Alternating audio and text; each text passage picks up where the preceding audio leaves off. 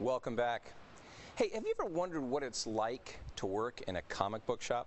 Well, today we're going to take you into a local comic book shop for a look at how things work over there. A comic book shop, one of the last of its breed. Stores like this are on the brink of extinction on the dawn of this new era in technology. People nowadays want their information faster and use whatever means to get it. So whatever happened to stores like this, where you can just come, read a comic, hang out, talk to all walks of life? We'll find out.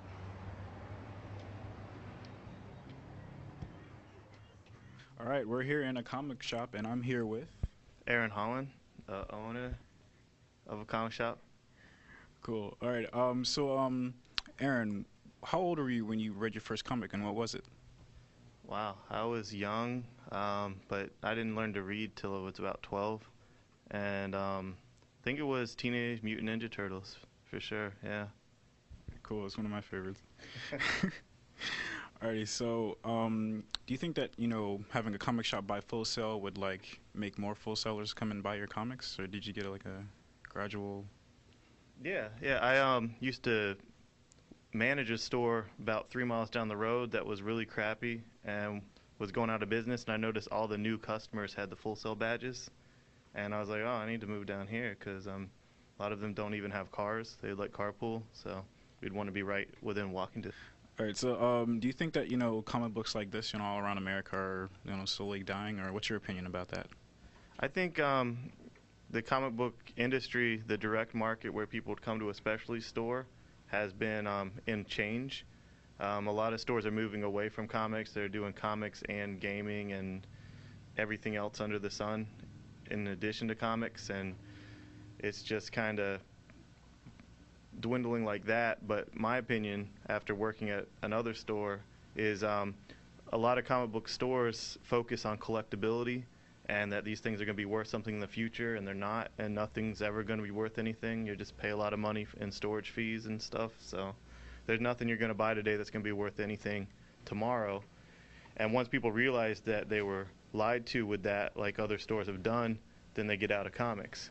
And I treat it like an entertainment thing where you read it, you get entertained, and it's all about connecting with the material the same way you'd connect with a movie or the same way you connect with music. It's just an entertainment, pop culture thing, and I think that's what kept it alive for us.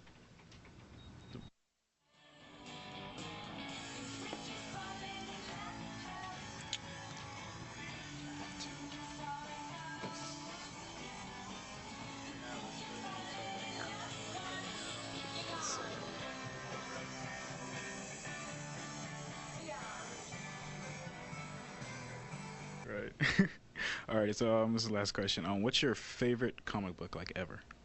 Oh, my favorite comic book title of all time would be Green Lantern. I mean, it's amazing. I've always liked Green Lantern. I like the idea that he has this magic ring that's only limited by his own willpower and his own imagination. So it's kind of like the human condition. Like, you wake up in the morning and what you do is all limited by your own willpower and imagination. So it really speaks to me on a personal level, even though he's way more powerful than me.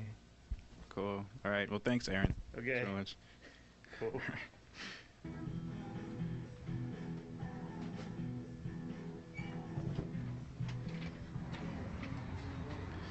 This is Kyra Mole reporting from one of the last comic book shops in America, off the corner of Cimarron and University in Winter Park, Florida.